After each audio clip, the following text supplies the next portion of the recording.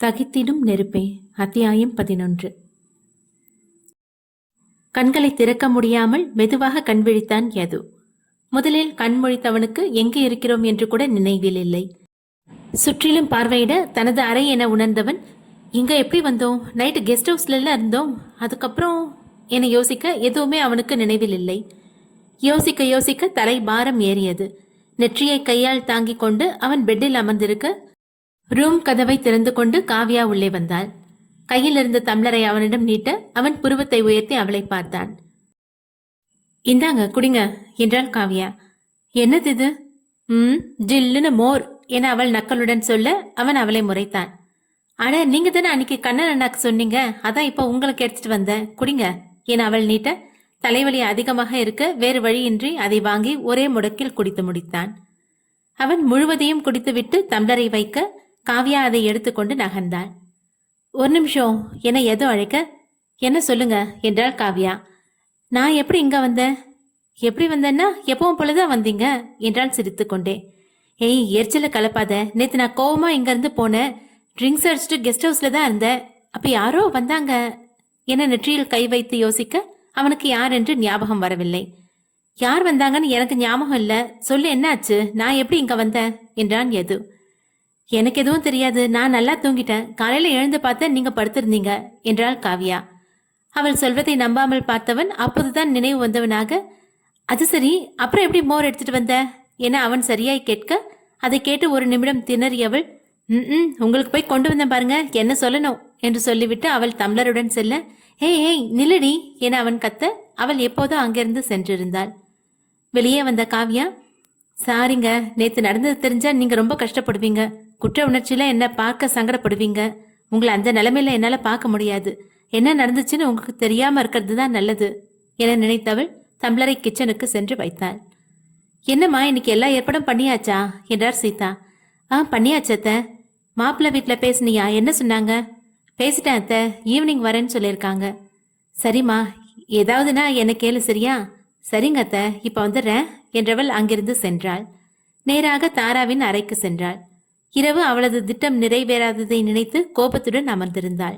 உள்ளே சென்ற காவ்யா தாராவின் முன்னால் கை கட்டி கொண்டு நிற்க தாரா அவள் எதற்கு வந்திருக்கிறாள் என தெரியாமல் யோசனையுடன் எழுந்து நின்றாள். அவள் எழுந்து நின்றதுதான் தாமதம். அவளின் கன்னத்தில் ஓங்கி அறைந்தாள் காவ்யா. அவள் அடித்ததில் கன்னம் ஏறிய, ஏய் என காவ்யாவை அடிக்க கை ஓங்கினாள் தாரா. அவளின் கையை தடுத்து நிறுத்தியவள் இன்னொரு கன்னத்திலும் ஓங்கி அறைந்தாள். இந்த தடவை போனா போகுதுன்னு விடுறேன், உனக்கு இதுதான் கடைசி. இனி என் புருஷன் விஷயத்துல தலையிட்டேன்னா நான் மனுஷியாவே இருக்க மாட்டேன். நடந்தது அவர்கிட்ட சொல்றதுக்கு எனக்கு ஒரு நிமிஷம் ஆகாது. ஆனா நடந்ததை சொன்னா உன்ன மாதிரி ஒரு ஆள் கூட பழகினதுக்கு அவர் தான் வருத்தப்படுவாரு. என்கிட்ட வராத வரைக்கும் உனக்கு நல்லது. போனா போதுன்னு இந்த தடவை விடுறேன், ஒழுங்கா இருந்துக்கோ என எச்சரித்தவள் அங்கிருந்து சென்றாள். அவள் அடித்ததை நினைத்த தாரா, என்னையவே அடிச்சுட்டு போறியா, உன்னை என்ன பண்றேன் பாரு என காவ்யாவை பழிவாங்க திட்டமிட்டாள். தாராவின் ரூமில் இருந்து வெளியே வந்த காவ்யா நேராக கார்டனுக்கு சென்றாள். சந்தோஷ் கார்டனில் வார்ம் அப் செய்து கொண்டு இருந்தான். நேராக அவனிடம் சென்றவள், ஹாய் அண்ணா, குட் மார்னிங் என சிரித்தாள். குட் மார்னிங்மா, என்ன ரொம்ப சந்தோஷமா இருக்க மாதிரி இருக்கு? எல்லாம் உங்களால தான் அண்ணா. நீங்க மட்டும் சரியான நேரத்துல அங்க போகலன்னா என்ன நடந்திருக்கோன்னு என்னால நினைக்க முடியல. இதை நான் என்னைக்கும் மறக்க மாட்டேன்னா. தேங்க்ஸ். நமக்குள்ள எதுக்கு தேங்க்ஸ் எல்லாம், விடு. நீங்க எப்படி என்ன கெஸ்ட் ஹவுஸ் போனீங்க? ஏதோ கோபமா கார் எடுத்துட்டு போனா, அப்பவே எனக்கு நெருடலா பட்டுச்சு. பின்னாடியே அந்த தாரா வேற அவனை ஃபாலோ பண்ணிட்டு போனா. அப்பவே ஏதோ தப்பா நடக்க போகுதோன்னு என் மனசுக்கு பட்டுச்சு. அதான் நானும் அவங்க பின்னாடி போனேன் என்றான் சந்தோஷ். எப்படியோ நீங்க போனதுனால அவரை ஒரு பெரிய பழியில இருந்து காப்பாற்ற முடிஞ்சதுன்னா. அந்த தாரா ஏதோ அவர் மேல இருக்க காதல்ல என்கிட்ட சண்டை போடுறான்னு நினைச்சேன். ஆனா இந்த அளவுக்கு தப்பானவளா இருப்பான்னு நான் நினைக்கவே இல்லை அண்ணா என்றாள் காவ்யா கோபமாய். அது அவளோட கேரக்டர் அப்படிமா. எதுக்கு கெட்ட பேர் வந்தாலும் பரவாயில்ல, அவனை குற்ற உணர்வு கொண்டு வந்து அவனை கல்யாணம் பண்ணணும் அப்படின்னு முடிவு பண்ணி தான் நேற்று கெஸ்ட் ஹவுஸ் போயிருக்கான். நாங்கள் போறப்பவே எதுவும் முழு நிதானத்தையும் இழந்திருந்தான். அதை பயன்படுத்தி அவனை தப்பா நடக்க வைக்க அவ ட்ரை பண்ணா. நான் சரியான நேரத்தில் அங்கே போனதுனால எதுவும் அவகிட்ட இருந்து காப்பாற்ற முடிஞ்சது. எதுவுக்கு எதுவுமே ஞாபகம் இல்லை என்றான் சந்தோஷ். ஆமாண்ணா, அவருக்கு குடிச்சது வரைக்கும் தான் ஞாபகம் இருக்கு. அதுக்கப்புறம் யார் வந்தா என்ன ஆச்சுன்னு அவருக்கு கொஞ்சம் கூட ஞாபகம் இல்லை. என்ன நடந்துச்சுன்னு என்ன கேட்டாரு, நான் எதுவும் சொல்லலை. எப்படி வீட்டுக்கு வந்தோன்னு தெரியாம குழம்பி போயிருக்காரு. நேத்து நடந்த எதுவும் அவருக்கு எப்பவுமே தெரியக்கூடாதுன்னா. அவர் எப்பவும் கெத்தா இருக்கணும், எனக்கு அதுதான் வேணும் என்றாள் காவ்யா. அது கேட்ட சந்தோஷ் சிரிக்க, எதுக்கு என்ன சிரிக்கிறீங்க என்றாள். ஒன்றும் இல்லைம்மா, சும்மாதான். சரி, மகா விஷயம் என்னாச்சு? கௌதம் கிட்ட பேசணும்னா மகா கிட்ட தனியா பேசிட்டு சொல்றேன்னு சொல்லியிருக்காரு. இன்னைக்கு தானே மகாவை பெண் பார்க்க வராங்க என்றான் சந்தோஷ் யோசனையாய். ஆமாண்ணா. சரிம்மா, இன்னைக்கு ஜஸ்ட் பார்த்துட்டு போகட்டும். மகா கௌதம் பேசிட்டு என்னன்னு சொல்லட்டும், அப்புறம் என்ன பண்ணலான்னு யோசிக்கலாம். ஆமாண்ணா, நானும் அதை தான் நினைச்சிட்டு இருந்தேன் என்றாள் காவ்யா. அப்புறம் உன் ஆள் என்ன சொல்றாரு என்றான் சந்தோஷ். அதான் சொன்னனே, நைட் என்ன நடந்துச்சுன்னு தெரியாம குழம்பி போயிருக்காருன்னு என்றாள் காவ்யா சிரித்துக்கொண்டே. நான் எதுவும் கேட்கலம்மா. அப்புறம் உன் ஆள் யோகி தானே, அவரை தான் கேட்டேன் என சந்தோஷ் சிரித்துக்கொண்டே சொல்ல அதை கேட்ட காவ்யாவின் சிரிப்பு நின்றது. அவள் அமைதியானதை பார்த்த சந்தோஷ், என்னம்மா சைலண்ட் ஆயிட்ட என்றான். அது ஒன்றும் இல்லைண்ணா, முதல்ல மகா கௌதம் கல்யாணம் நல்லபடியா முடியட்டும்ண்ணா, அப்புறம் என் விஷயத்தை பத்தி பேசலாம். அது இல்லம்மா, ப்ளீஸ் அண்ணா என அவள் கெஞ்ச. சரி ஓகே, அதை விடு. மகா என்ன பண்றா? ரூம்ல இருக்காண்ணா.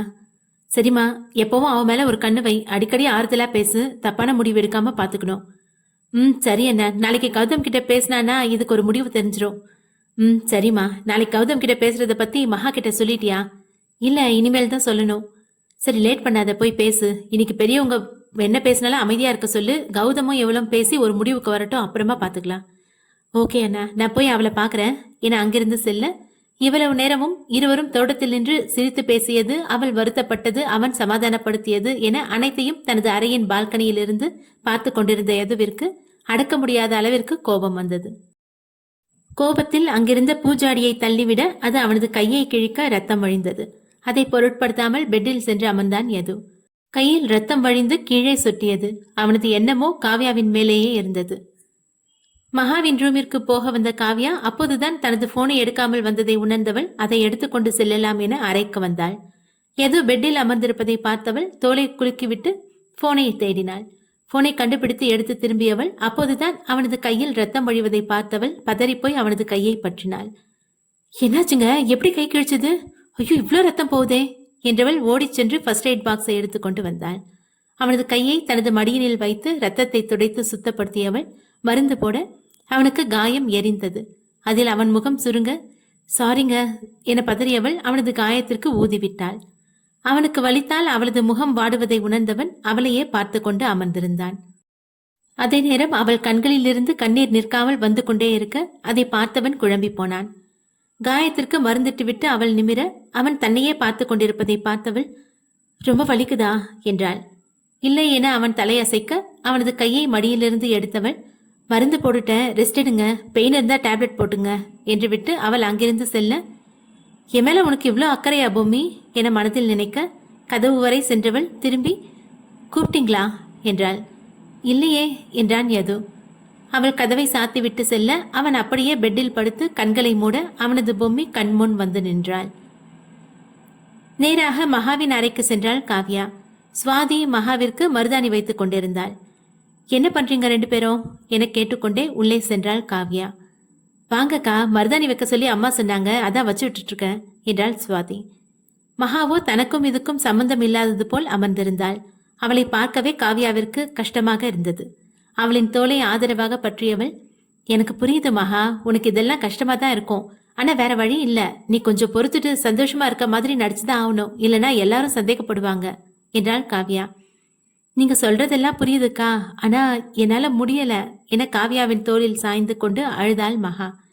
அவளது முகத்தை நிமிர்த்திய காவ்யா, இங்க பாரு, இப்படி அழுதுட்டு சோகமா இருந்தா எல்லாருக்கும் டவுட் வந்துடும்.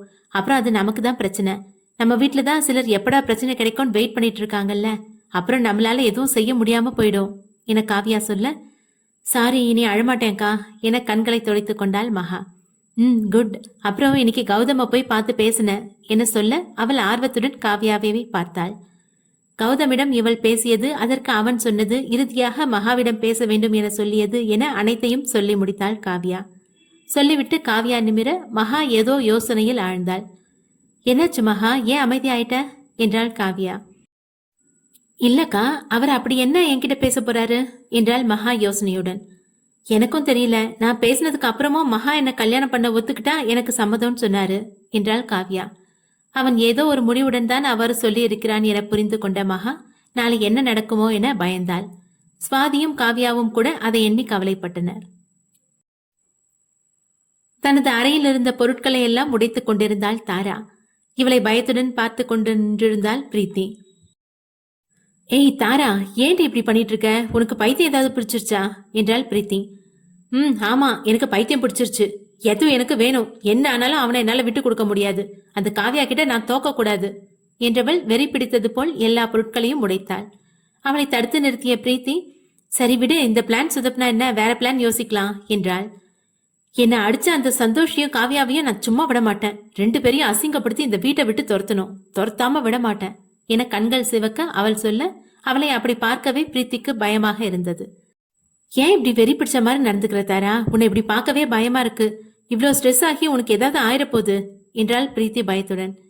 எனக்கு எதுவும் ஆகாது. அந்த காவியாவை அசிங்கப்படுத்தி வீட்டை விட்டு அனுப்புற வரைக்கும் எனக்கு எதுவும் ஆகாது. பழி வாங்கணும், அவளை அசிங்கப்படுத்தணும் என சொன்னதையே தாரா திரும்ப திரும்ப சொல்ல அவளை உலுக்கிய பிரீத்தி, இங்க பாரு, அவளை கண்டிப்பா வீட்டை விட்டு அனுப்பிடலாம். எதுவும் உனக்குதான், நீ அமைதியா ஆவு என்றாள். சிறிது நேரம் எதையோ யோசித்த தாரா அப்போதுதான் ஏதோ நினைவு வந்தவளாக, எனக்கு ஒரு சந்தேகம் பிரீத்தி என்றாள். என்ன? சந்தோஷ்க்கும் எதுவுக்கும் சின்ன வயசுல இருந்து ஒத்து போவாது தானே? ஆமா, அதுதான் நம்ம மொத்த குடும்பத்துக்கும் தெரியுமே என்றாள் பிரீத்தி. எனக்கு வந்திருக்கிறது சந்தோஷ் தானான்னு சந்தேகமா இருக்கு என தாரா சொல்ல பிரீத்தி அதிர்ந்து போய் அவளை பார்த்தாள். தாரா சொன்னதை கேட்டு அதிர்ச்சி அடைந்த பிரீத்தி தன் காதில் சரியாக விழுந்ததா என நினைத்தவள் 2 காதுகளையும் தேய்த்து விட்டாள். நீ இப்ப என்ன சொன்ன? இன்னொரு தடவை சொல்லு என பிரீத்தி மறுபடியும் கேட்க, எனக்கு வந்திருக்கிறது சந்தோஷ் தானான்னு சந்தேகமா இருக்கு என தாரா சொல்ல பிரீத்தி அதிர்ந்து போய் அவளை பார்த்தாள்.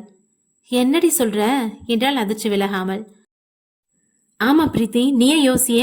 எதுக்கும் அவனுக்கும் சின்ன வயசுல இருந்தே ஆகாது. ஆனா அவன் வந்ததுல இருந்து எது கிட்ட எந்த பிரச்சனையும் பண்ணல. அதை கூட விடு, எதுவும் ஆகாதப்ப அவன் பொண்டாட்டிக்கு இவன் எதுக்கு சப்போர்ட் பண்ணணும்? எனக்கு அதுதான் சந்தேகமா இருக்கு. நீ என்ன சொல்ற? வந்திருக்கிறது சந்தோஷ் இல்லன்னு சொல்றியா? அவன் தானே அது. எனக்கு அவன் ஃபேஸ் நல்ல ஞாபகம் இருக்கு என்றாள் பிரீத்தி குழப்பத்துடன். எனக்கு சரியா சொல்ல தெரியல. ஆனா அந்த காவியா விஷயத்திலும் சரி, சந்தோஷ் விஷயத்திலும் சரி என்னவோ இருக்கு. அதை கண்டுபிடிச்சா 2 பேரையும் ஒன்னா வீட்டை விட்டு அனுப்பிடலாம். நீ சொல்றதும் கரெக்ட் தான். அந்த காவியா ஃப்ரெண்டு மகதின்னு ஒருத்தி வந்திருக்கால, அவ மேலேயும் ஒரு கண்ணு வைக்கணும். அவளை பார்க்கும் போதெல்லாம் பாட்டி பார்வை வேற மாதிரி இருக்கு என்றாள் பிரீத்தி. அவங்க 3 பேரையும் விடாம வாட்ச் பண்ணணும். கண்டிப்பா நமக்கு ஏதாவது க்ளூ கிடைக்கும். ஆனா இந்த விஷயம் நம்ம 2 பேர் தவிர வேற யாருக்கும் சொல்ல வேணாம். ஏன், அம்மா கிட்டயோ பாட்டிக்கிட்டயோ சொல்லலாம், அவங்களும் வாட்ச் பண்ணுவாங்கல்ல என பிரீத்தி யோசனை சொல்ல, இல்ல வேணாம், நாமளே பாத்துக்கலாம். அவங்க தேவையில்லாம ஏதாவது குழப்பி விட்டுருவாங்க என்றாள் தாரா. அதுவும் சரிதான் என ஆமோதித்தாள் பிரீத்தி. அப்புறம் இன்னைக்கு தானே அந்த மகாவை பெண் பார்க்க வராங்க என்றாள் தாரா. ஆமா, அந்த பொறுப்பு கூட அந்த காவியா கிட்ட தான் பாட்டி கொடுத்துருக்காங்க. அதுல ஏதாவது குழப்பம் பண்ணிவிடணும். அந்த காவியா அசிங்கப்படணும் என்றாள் தாரா. சரி, நீ ரெடி ஆகு, நானும் ரெடி ஆகுறேன், டைம் ஆச்சு என்று சொல்லிவிட்டு பிரீத்தி செல்ல, காவியா உனக்கு இருக்குடி, எதுக்குடா இந்த தாராவை பகச்சுக்கிட்டோன்னு ஒவ்வொரு நிமிஷமும் உன்னை கதற விடறேன்டி என சிரித்தாள் தாரா. அந்தி சாயும் மாலை பொழுது. வீட்டில் அனைவரும் பரபரப்புடன் காணப்பட்டனர். வீட்டின் பெரியவர்கள் அனைவரும் மாப்பிள்ளை வீட்டாரை எதிர்பார்த்து ஹாலில் அமர்ந்திருந்தனர். சுவாதியும் மகதியும் மகாவை ரெடி செய்து கொண்டிருக்க காவியா உள்ளே வந்தாள். ரெடி ஆகியாச்சா? மாப்பிள்ளை வீட்டுக்காரங்க வர நேரம் என கேட்டுக்கொண்டே வந்தாள் காவியா. நிக்க போற கல்யாணத்துக்கு எதுக்கக்கா இவ்வளோ ஏற்பாடெல்லாம் என சுவாதி கேட்க, அமைதியா இரு சுவாதி, அக்கம் பக்கம் பார்த்து பேசணும், இவ்வளோ சத்தமாவா பேசுவ என கடிந்து கொண்டாள் காவியா. சாரிக்கா. பரவாயில்ல, இனி கவனமா இரு. இங்க யாருக்கும் சந்தேகம் வராத மாதிரி நாம நடந்துக்கணும், புரியுதா? சரிடி விடு, உன் லெக்சர் ஆரம்பிக்காத என்றாள் மகதி. அவளை முறைத்துவிட்டு மகாவிடம் திரும்பியவள் அவள் குனிந்திருப்பதை பார்த்தவள் அவளது முகத்தை நிமிர்த்தினாள். மகாவின் கண்கள் கலங்கியிருக்க அதை துடைத்து விட்ட காவியா, ப்ளீஸ் மகா, கண்ட்ரோல் பண்ணிக்கோ. உன் மாமாக்கு மட்டும் எந்த சந்தேகமும் வராம பாத்துக்கணும். உன்னோட ஒவ்வொரு அசைவையும் அவர் கவனிப்பாரு. சோ கொஞ்சம் கவனமா இரு என்றாள் காவியா. அவள் தலையசைக்க உள்ளே வந்தார் சீதா. என்னம்மா ரெடியா? மாப்பிள்ளை வீட்டுல எல்லாம் வந்துட்டாங்க, பொண்ணை கூட்டிட்டு வர சொல்றாங்க, மகாவை கூட்டிட்டு வாமா என்று காவியாவிடம் சொல்ல, சரிங்க அத்தை என்று காவியா மகாவை அழைத்து கொண்டு ஹாலுக்கு வந்தாள். மாப்பிள்ளை வீட்டாரை வழங்கிய மகா அனைவருக்கும் டீ கொடுத்தாள். டீ கொடுத்துவிட்டு அவள் காவியாவிடம் சென்று நிற்க, நீ உள்ள போ மகா என்றான் யது. மாப்பிள்ளையின் முகத்தை கூட அவள் நிமிர்ந்து பார்க்கவில்லை. யது சொன்னதும் மகாவை அழைத்து கொண்டு உள்ளே சென்றாள் சுவாதி. மாப்பிள்ளை என்ன பண்றாரு என நீட்டி நெளித்தார் பர்வதம். பிசினஸ் பண்றாங்க. எங்களுக்கு இவன் ஒரே பையன், வர மருமகளை என் பொண்ணா பார்த்துப்பேன் என்றார் மாப்பிள்ளையின் அன்னை. அது சரி, என்ன எதிர்பார்க்குறீங்க என மறுபடியும் பர்வதம் வாய் திறக்க அவரை முறைத்த யது, மாமா, நீங்க ஏதாவது கேட்கணும்னா கேளுங்க என்றான் மகாவின் அப்பா ரவியிடம். நான் கேட்க என்னப்பா இருக்கு, நீ பார்த்து எது செஞ்சாலும் எங்களுக்கு சம்மதம்தான் என்றவர் மாப்பிள்ளை வீட்டாரிடம் திரும்பி, எங்களுக்கு முழு சம்மதம், நீங்க என்ன எதிர்பார்க்கறீங்கன்னு தெரிஞ்சா அதை சிறப்பா செஞ்சிருவோம் என்றார் ரவி. அதுக்கு என்ன சம்மந்தி, உங்க பொண்ணுக்கு நீங்க செய்யறத செய்யுங்க, நல்ல நாள் பார்த்து சொல்லுங்க, நிச்சயம் வச்சுக்கலாம் என்றார் மாப்பிள்ளையின் அப்பா. மகா படிப்பு முடிய இன்னும் 1 மாசம்தான் இருக்கு, அது முடியட்டும், நிச்சயம் வச்சுக்கலாம் பெரியப்பா என காவியா சொல்ல, அவள் சொல்வதும் சரிதான் என நினைத்த ரவி எதுவை பார்க்க அவனும் சம்மதமாக தலையசைத்தான். சரி, அப்போ மகா படிப்பு முடிஞ்சதும் நிச்சயம் வச்சுக்கலாம், எல்லாரும் கண்டிப்பா ஒரு நாள் நம்ம வீட்டுக்கு வரணும் என்ற மாப்பிள்ளை அப்பா சொல்ல, கண்டிப்பாக வருவதாக சொன்னார் வேதநாயகி. மாப்பிள்ளை வீட்டார் அனைவரும் விடை பெற்று செல்ல, நல்ல சம்பந்தம் போலதான் தெரியுது, எல்லாம் நல்லபடியா முடியணும் என்று விட்டு சென்றார் வேதநாயகி. பெரிய சம்பந்தம், என் பேத்திக்கு இதை விட பெரிய சம்பந்தமா பார்த்து கல்யாணம் பண்ணி வைப்பேன் என்று பர்வதம் முணுமுணுக்க, அம்மா சும்மா வா என இழுத்து கொண்டு சென்றார் ஈஸ்வரி. என்ன தாரா, எல்லாம் நல்லபடியா முடிஞ்சிருச்சு என்றாள் பிரீத்தி. சும்மா பொண்ணு பார்த்துட்டு தானே போறாங்க, இன்னும் எவ்வளோ இருக்கு, பார்த்துக்கலாம் வா என்று பிரீத்தியை அழைத்து கொண்டு சென்றாள் தாரா. சொந்த தங்கைக்கு நடக்கும் விசேஷத்தை யாரோ ஒருவன் போல் நின்று கொண்டு பார்த்து கொண்டிருந்தான் கார்த்திக். அவனிடம் சென்ற ரோகன், என்ன மாமா இங்க தனியா நின்றுட்டு இருக்கீங்க என்றான். சும்மாதான் ரோகன் என அவன் மெல்லிய குரலில் சொல்ல, அதை கேட்டும் கேட்காதது போல் சென்றார் சுபத்ரா. அத்தை பேசலன்னு வருத்தப்படாதீங்க மாமா, கண்டிப்பா அத்தை பேசுவாங்க, நீங்க எதுவும் அண்ணா கிட்ட பேசுங்க, அண்ணா பேசினா அத்தை மனசு மாறுவாங்க, இப்படி நீங்க யாரோ மாதிரி நிக்கிறத பார்க்கவே கஷ்டமா இருக்கு மாமா என்றான் ரோகன் வருத்தத்துடன்.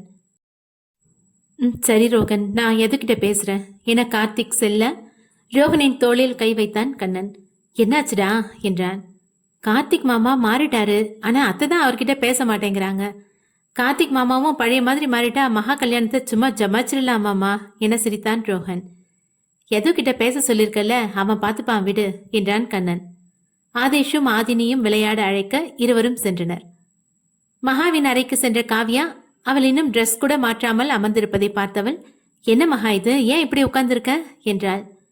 நாளைக்கு கௌதம் கிட்ட பேச போறத பத்தி நினைச்சிட்டு இருந்தேன்க்கா. ஃப்ரீயா விடு, உன் மனசுல இருக்கிறதெல்லாம் நாளைக்கு அவர்கிட்ட ஓப்பனா சொல்லிரு, அவர் சொல்றத பத்தியும் நல்லா யோசி, அப்புறமா ஒரு முடிவு பண்ணிக்கலாம். நீங்களும் நாளைக்கு வாங்கக்கா ப்ளீஸ் என்று மகா கெஞ்ச, இல்லம்மா அவர் உன்கிட்ட தனியா பேசணும்னு சொன்னாரு, நீ எதை நினைச்சும் கவலைப்படாத, உன் முடிவுல நீ ஸ்ட்ராங்கா இரு, பாத்துக்கலாம் என்றாள் காவியா. மகாவை சமாதானப்படுத்த இதை சொன்னாலும் நாளை கௌதம் என்ன சொல்லுவாரோ, மகாவின் காதல் என்ன ஆகுமோ என்ற பயம் காவியா மனதிலும் இருந்தது. மறுநாள் காலை வேலை விஷயமாக வெளியூர் சென்றிருந்த சேகர் அன்றுதான் வீட்டிற்கு வந்தார். டைனிங்கில் அமர்ந்து அனைவரும் சாப்பிட்டுக் கொண்டிருக்க காவ்யாவும் மகதியும் கீழே இறங்கி வந்தனர். சேகரை பார்த்த மகதியின் கண்கள் கலங்க, சேகரோ அவளை நிமிர்ந்தும் பார்க்கவில்லை. காவ்யா மகதியின் கையை ஆதரவாக பற்ற மகதி புன்னகைத்தாள். வாமா, 2 பேரும் வெளியில கிளம்பிட்டீங்களா என்றார் சீதா. ஆமா அத்த, இவளுக்கு ஷாப்பிங் பண்ணணுமா, அதான் போயிட்டு வரலான்னு என்றாள் காவ்யா. அதுவும் சரிதான், வீட்லயே அடைஞ்சு கிடைக்கிறதுக்கு வெளியில போயிட்டு வந்தா நல்லா டைம் பாஸ் ஆகும் என்றார் சீதா. பாட்டி எங்க அத்தை காணோம், கற்பகம் பாட்டியும் காணோம். 2 பேரும் ஆறுபட கோயிலுக்கு போயிருக்காங்கம்மா. கோயிலுக்கா, என்ன திடீர்னு? தெரியலம்மா, திடீர்னு தோணிருக்கும் போல, இன்னைக்கு காலையில கிளம்பிட்டாங்க என்றார் சீதா. எது எங்கம்மா என சேகர் கேட்க, அவர் ரெடி ஆயிட்டு இருந்தாருப்பா. ஓ என அவர் அத்துடன் முடித்துக்கொள்ள காவ்யாவும் மகதியும் சாப்பிட்டு விட்டு எழுந்தனர். சரிங்க அத்தை, நாங்க போயிட்டு வரோம் என்று சொல்லிவிட்டு இருவரும் கிளம்பினர். காஃபி ஷாப்பில் அமர்ந்திருந்தனர் மகாவும் கௌதமும். அவன் என்ன சொல்லுவானோ என உள்ளுக்குள் பயந்து போய் அமர்ந்திருந்தாள் மகா. ரிலாக்ஸா இரு என்றான் கௌதம். நீங்க என்ன பேசணும்னு வர சொன்னீங்க, சீக்கிரம் சொல்லுங்க. சொல்றேன், அதுக்கு தானே வர சொன்னேன். உன் எது மாமாக்கும் எனக்கும் என்ன பிரச்சனைன்னு தெரியுமா? இல்ல, தெரியாது. உன் அக்கா காவ்யா நாள்ல தான் நாங்க இப்ப இப்படி எதிரிகளா இருக்கோம் என அவன் சொல்ல மகா அதிர்ந்து போய் அவனை பார்த்தாள். என்ன சொல்றீங்க என்றால் புரியாமல். ஆமா, இங்க காவ்யாவா வந்திருக்கிறது காவ்யா இல்ல, பாரதி என சொல்ல அவள் மேலும் அதிர்ந்தாள். உனக்கு நான் சொல்றது அதிர்ச்சியா தான் இருக்கும், ஆனா நான் சொல்றது எல்லாமே உண்மைதான். கொஞ்சம் புரியுற மாதிரி சொல்றீங்களா? நான் வளவலன்னு சொல்லி இழுக்கல, எனக்கு தெரிஞ்சதை நான் சிம்பிளா சொல்லிடுறேன். நானும் உன் மாமாவும் ஸ்கூல்ல இருந்து க்ளோஸ் ஃப்ரெண்ட்ஸ், எப்பவும் எங்கேயோ ஒன்னா தான் சுத்துவோம். காலேஜ்ல எது மூலமா தான் எனக்கு மித்ராவை தெரியும்.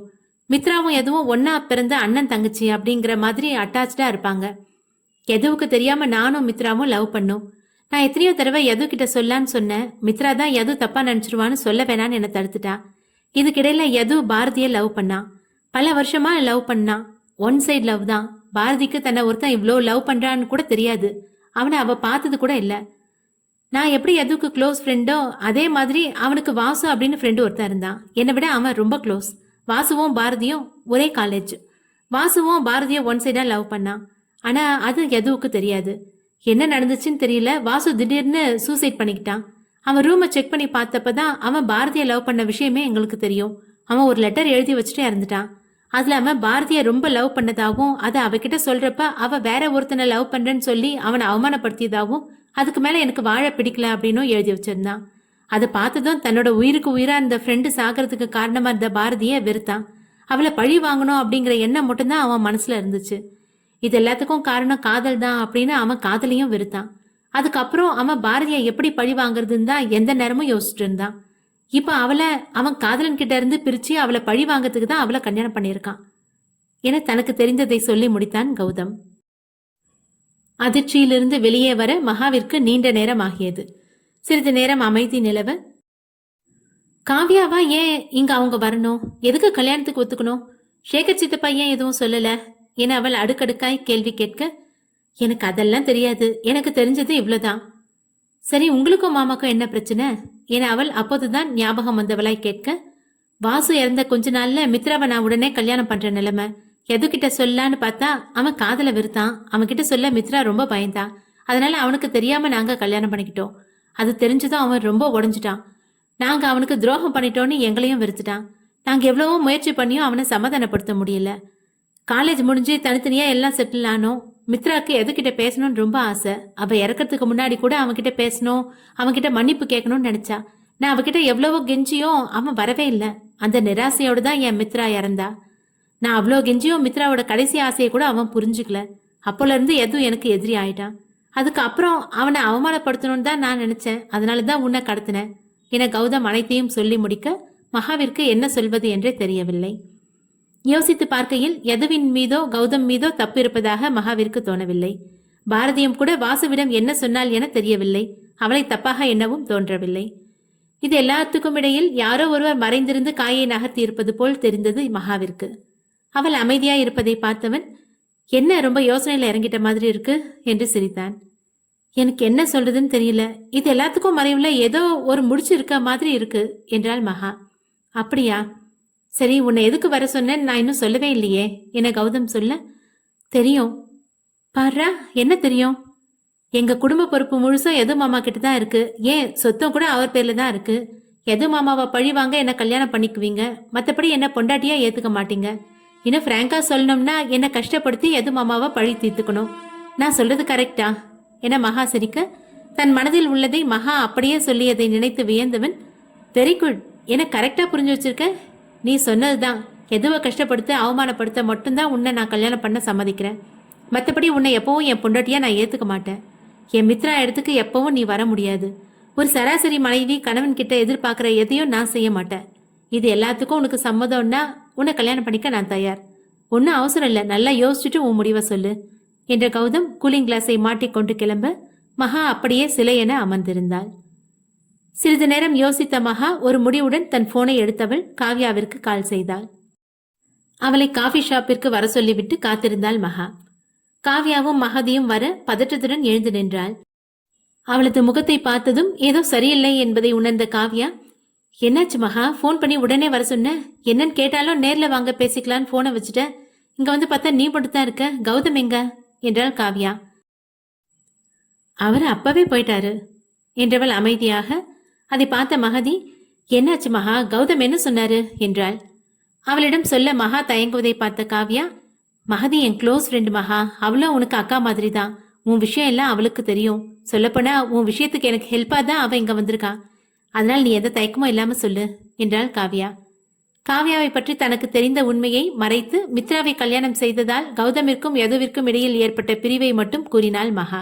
அவள் சொல்வதையெல்லாம் பொறுமையுடன் கேட்டுக்கொண்டிருந்த காவ்யா, ஓ, அப்ப இதுதான் காரணமா 2 பேரும் சண்டைக்கும்? அது சரி, உங்க விஷயமா என்ன சொன்னாரு? அவருக்கு சம்மதம் சொன்னாருக்கா என்றால் கௌதம் சொன்னதை மறைத்து. அப்படியா, உன்கிட்ட பேசிட்டு நீ ஓகே சொன்னா அவருக்கும் ஓகே அப்படிங்கிற மாதிரி என்கிட்ட சொன்னாரு. நான் வேற என்னவோன்னு நினைச்சேன் என்றாள் காவ்யா சந்தேகத்துடன். அதெல்லாம் இல்லக்கா, எது மாமாக்கும் அவருக்கும் இருக்க பிரச்சனை தெரிஞ்சதுக்கு அப்புறமும் நான் மனசு மாறாம இருக்கனான்னு பார்க்க அப்படி சொல்லியிருப்பாரு என சமாளித்தாள் மகா. அதுதானா, வேற எதுவும் இல்லைல்ல? இல்லக்கா, அப்படி இருந்தா உங்ககிட்ட சொல்ல போறேன். சரி ஓகே, அவ்வளவுதான், ப்ராப்ளம் சால்வ்டு.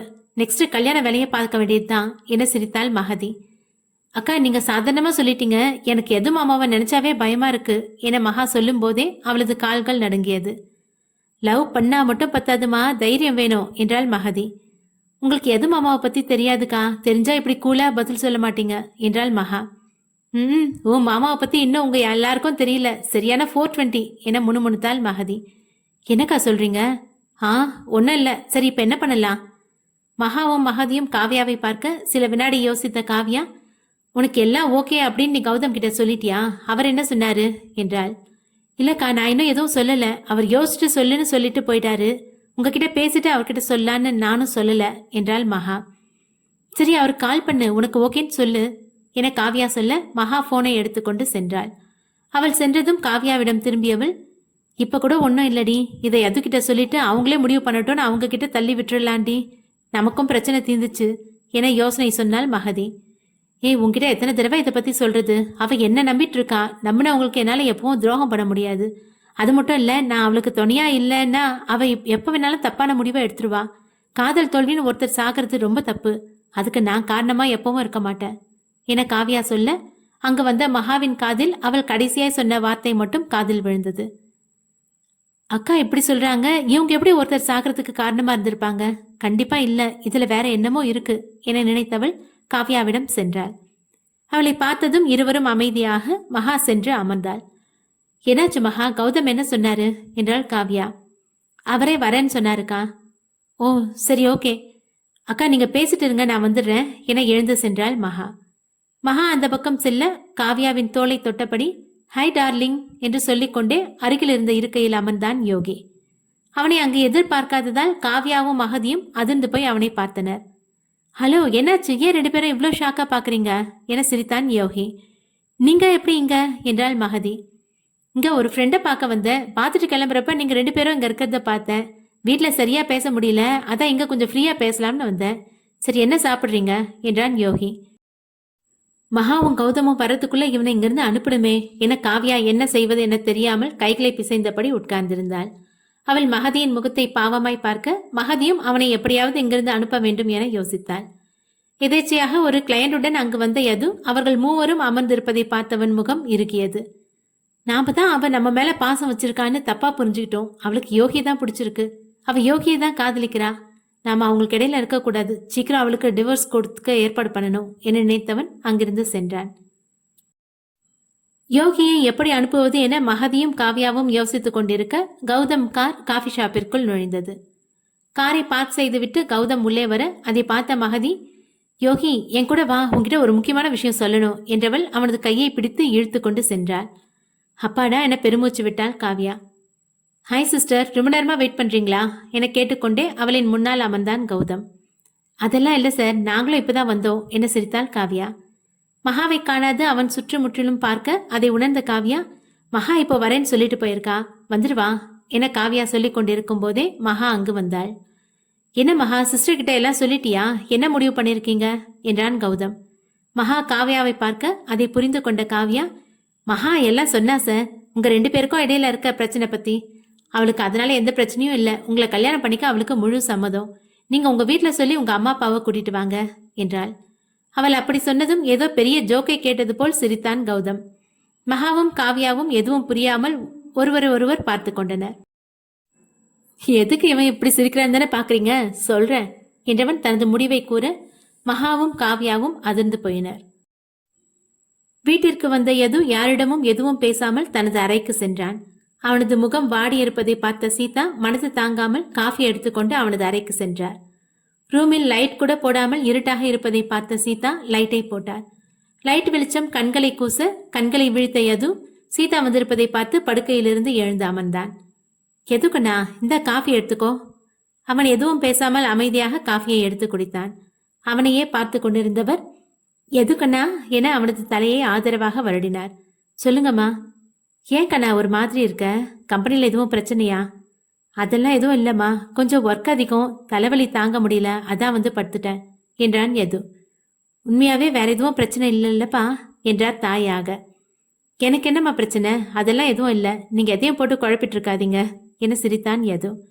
சரிப்பா, என்னைக்கும் இல்லாம இப்படி வந்ததும் வராதமா படுத்திருந்ததை பார்த்ததும் என்னமோ ஏதோன்னு பயந்துட்டேன்ப்பா. சரி அதை விடு, காவ்யாவும் மகதியும் வெளியில போறேன்னு சொன்னாங்க, இன்னும் வரலப்பா. காவ்யாவின் பெயரை கேட்டதும் அவன் மனம் மறுபடியும் தளர்ந்து போக, வந்துருவாங்கம்மா, நான் கொஞ்ச நேரம் உங்க மடியில படுத்துக்கிட்டுமா என்றான். அதுக்கு என்னப்பா, படுத்துக்கோ என சீதா சொல்ல அவரின் மடியில் தலை சாய்த்து படுத்தவன் கண்கள் காவ்யாவை எண்ணி கலங்கியது. ஹாலில் ஸ்வேதா, சித்து, ரோஹன் மூவரும் டிவி பார்த்து கொண்டிருப்பதை பார்த்த சுபத்ரா, என்ன ஸ்வேதா நீ மட்டும் இருக்க, மகா எங்க என்றார். தெரியலம்மா, இன்னைக்கு எனக்கு ஈவினிங் கிளாஸ் இருந்ததுனால அவளை நான் பார்க்கல என்றாள் ஸ்வேதா. என்னடி சொல்ற, இன்னும் அவன் வீட்டுக்கு வரல என படப்படப்புடன் சொன்னார் சுபத்ரா.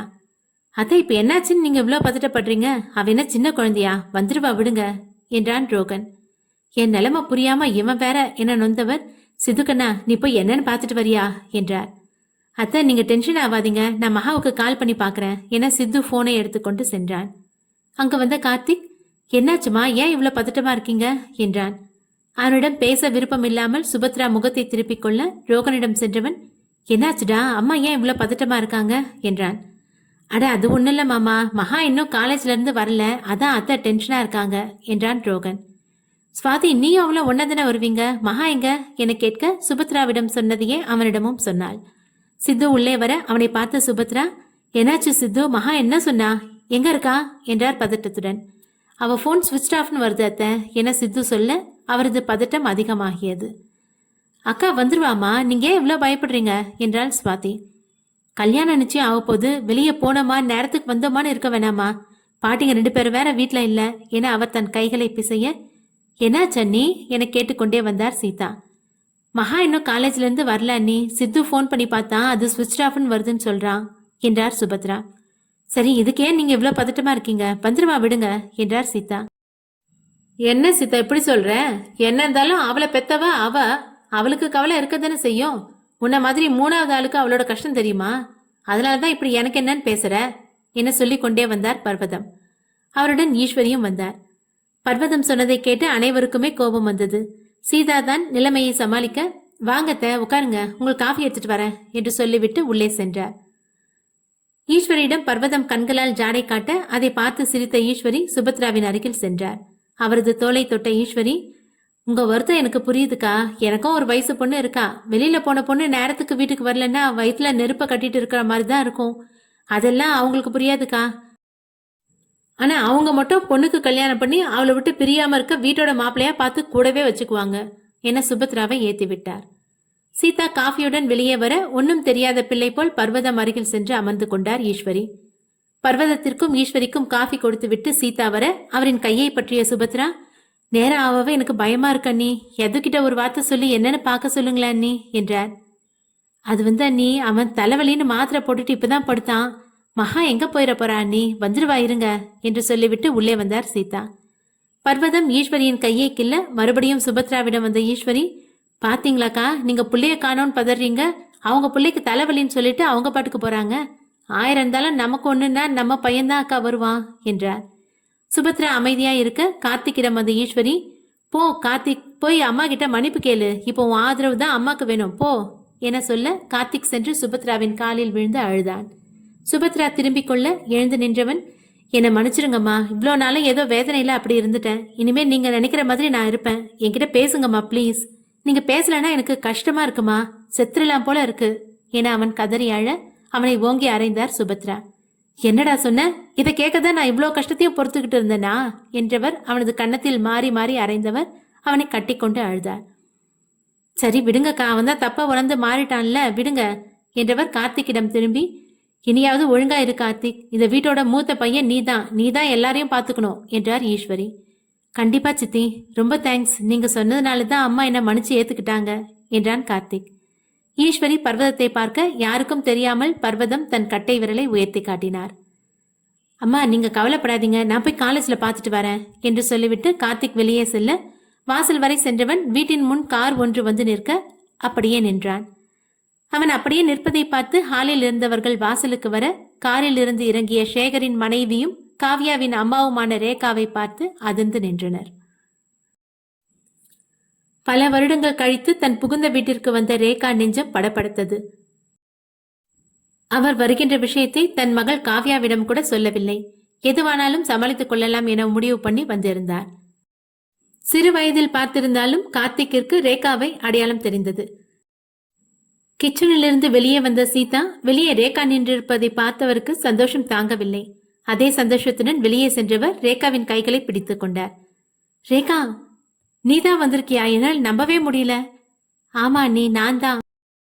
நம்ம வீட்டுக்கு வர உனக்கு இத்தனை வருஷம் தேவைப்பட்டுருச்சுல என சீதா வருத்தத்துடன் சொல்ல, என்ன அண்ணி பண்றது, எல்லாம் சந்தர்ப்ப சூழ்நிலை அப்படி அமைஞ்சிருச்சு. சரி விடு, இப்போவாது வந்தியே, அது வரைக்கும் சந்தோஷம். அம்மா மட்டும் உன்னை பார்த்தா எவ்வளவு சந்தோஷப்படுவாங்க தெரியுமா? அண்ணி போதும், அக்கா இப்பதானே வந்திருக்காங்க, அவங்கள முதல்ல உள்ள வர விடுங்க என்றார் ஈஸ்வரி. ரொம்ப வருஷம் கழிச்சு பாக்குற சந்தோஷத்துல எனக்கு கையும் ஓடல காலம் ஓடல, உள்ள வா ரேகா என சொல்ல உள்ளே வந்த ரேகா அனைவரிடமும் நலம் விசாரித்தவர். பிள்ளைகளிடம் பேச மற்ற பெண்கள் தத்தம் கணவர்களுக்கு போன் பண்ணி ரேகா வந்த விஷயத்தை தெரியப்படுத்தி உடனே வீட்டிற்கு வர சொல்லி போனை வைத்தனர். கண்ணன், கார்த்திகா, அகில் அனைவரும் கீழே வர அவர்களிடமும் நலம் விசாரித்தார் ரேகா. சீதாவிடம் திரும்பிய ரேகா, எங்க அண்ணி எதுவோ காணோ என்றார். பாரு, மாப்பிள்ளைய காணாம அவங்க விசாரிக்கிறத என ஈஸ்வரி சொல்லி சிரிக்க அவர் ஏதோ முறையை யதார்த்தமாக சொல்கிறார் என நினைத்த ரேகா சிரித்து வைத்தார். என்ன ரேகா, எல்லாரையும் கேட்கிற, உன் புருஷனை மட்டும் கேட்க மாட்டேங்கிற என்றார் சீதா. அண்ணி அது என ரேகா தயங்க, புரியுது விடு, இன்னைக்குன்னு பார்த்து அவன் வேலை விஷயமா வெளியில போயிட்டான். நீ வந்த விஷயத்த அவனுக்கு சொல்ல வேணாம், அவனே வந்து தெரிஞ்சுக்கிட்டோம், அப்பதான் சர்ப்ரைஸா இருக்கும் என சிரித்தார் சீதா. பதிலுக்கு சிரித்த ரேகா, அம்மா காவ்யா எங்க அண்ணி, நானும் வந்ததுல இருந்து பாக்குறேன், ஆளையே காணோம் என்றார். அவளும் அவ ஃப்ரெண்டு மகதியும் ஷாப்பிங் போறேன்னு போயிருக்காங்க, இப்ப வந்துருவாங்க, நீ போய் ஃப்ரெஷ் ஆயிட்டு வா, பேசலாம் என சீதா சொல்ல, சரிங்க அண்ணி என்ற ரேகா பெட்டியுடன் அவர்களது அறைக்கு சென்றார். உன்னை வெட்டி விடலான்னு பார்த்தா இன்னொன்று வந்து ஒட்டிக்குது, என்னடி இது என ஈஸ்வரியின் காதில் கிசுகிசுத்தார் பர்வதம். பார்த்துக்கலாம் விடுமா, நீ வா, நாம உள்ள போலாம் என்ற ஈஸ்வரி உள்ளே செல்ல பர்வதமும் உள்ளே சென்றார். ரேகா ரொம்ப நாள் கழிச்சு வந்திருக்கா, அவளுக்கு பிடிச்சதை செஞ்சு தரணும், நான் போய் செய்யறேன் அண்ணி என பரபரப்புடன் சொல்லிவிட்டு சீதா உள்ளே செல்ல சுபத்ரா தான் பாவம் தன் மகளை காணாமல் தவித்து போனார்.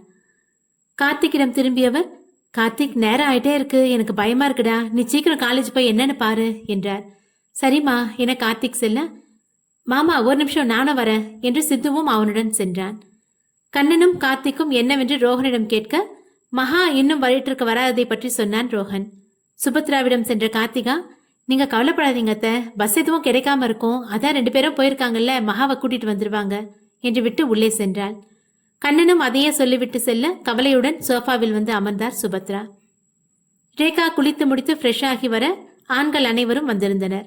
அனைவரிடமும் நலம் விசாரித்தார் ரேகா. அனைவருக்கும் காஃபி எடுத்து கொண்டு தந்தார் சீதா. காஃபியை எடுத்துக்கொண்ட ரேகா, காவ்யா வந்துட்டாளா அண்ணி என கேட்கும் போதே மகதியும் யோகியும் உள்ளே வந்தனர். கௌதம் வந்ததும் அவசர அவசரமாக யோகியை பிடித்து இழுத்து கொண்டு சென்றவள் என்னென்னவோ பேசி எங்கெங்கேயோ அவனை கூட்டி சென்று அலைய விட்டு கடைசியாக அவனுடன் வீட்டிற்கு வந்தாள். ரேகா திரும்பி நின்றதால் அவரை மகதி பார்க்கவில்லை. மகதியை பார்த்த சீதா, என்னம்மா நீ மட்டும் வர, எங்க உன் ஃப்ரெண்டு? அம்மா இவர் கூட நீ எப்படி என்றார். அவர் சொன்னதை கேட்டு திகைத்தாள் மகதி. அவள் வீட்டிற்கு வந்திருப்பாள் என இவள் நினைத்திருக்க அவள் இன்னும் வரவில்லை என்றதும் என்ன சொல்வது என தெரியாமல் முழித்தாள் மகதி. என்னாச்சுமா, நான் கேட்டுட்டே இருக்க, நீ அமைதியா நின்றுட்டு இருக்க என சீதா கேட்க யார் என்று பார்க்க திரும்பினார் ரேகா. ரேகாவை பார்த்ததும் அதிர்ந்து போய் நின்றாள் அவள். அவளை பார்த்த சந்தோஷத்தில் காவ்யா குட்டி என்ற ரேகா அவளை அணைத்துக் கொள்ள மொத்த குடும்பமும் அதிர்ந்து நின்றது. ரேகாவின் செயலால் காவ்யா அதிர்ந்து போய் நிற்க அதை பார்த்த ரேகா, என்னடி அப்படியே நின்றுட்டு இருக்க? ஓ, உங்ககிட்ட சொல்லாம வந்துட்டேன்னு கோவமா? உனக்கு சர்ப்ரைஸா இருக்கட்டும் தான் சொல்லாம வந்தேன். எப்படி அம்மாவோட சர்ப்ரைஸ் என சிரித்தார் ரேகா. காவ்யாவின் நிலையோ கேட்கவே தேவையில்லை, எங்கேயாவது ஓடிவிடலாம் போல் இருந்தது அவளுக்கு. ரேகாவை அதிர்ச்சியுடன் பார்த்த சீதா, என்ன ரேகா இது, இத்தனை நாள் உன் பொண்ணை விட்டுட்டு இருந்ததுனால உனக்கு பொண்ணு மூஞ்சி கூட மறந்துருச்சா என்ன என்றார். இல்லையே, என் பொண்ணை நான் மறப்பனா, ஏன் நீ அப்படி கேக்குறீங்க என சிரித்தார் ரேகா. உன் பொண்ணு காவ்யா வெளியே போயிருக்கா, இவளை போய் காவ்யான்னு சொல்ற, இவ பேர் மகதி என்றார் சீதா. என்ன நீ சொல்றீங்க, இவதான் என்னோட பொண்ணு, நான் 10 மாசம் என் வயிற்றுல சுமந்த பொண்ணு காவ்யா இவதான் என்றார் ரேகா. ரேகா சொல்வது புரியாமல் அனைவரும் குழம்பி போய் நிற்க வாசலில் இன்னொரு கார் வந்து நின்றது. அனைவரும் வாசலை பார்க்க காரிலிருந்து மாலையும் கழுத்துமாக இறங்கிய மகாவை பார்த்து அதிர்ந்து நின்றனர். மகாவின் பின்னால் கௌதம் இறங்க அவர்களை தொடர்ந்து பாரதி இறங்கினாள். அவளை பார்த்த ரேகா, ஹே பாரதி, நீயும் இங்கதான் இருக்கியா என சந்தோஷத்தில் கத்த மேலும் அனைவரும் அதிர்ந்து நின்றனர்.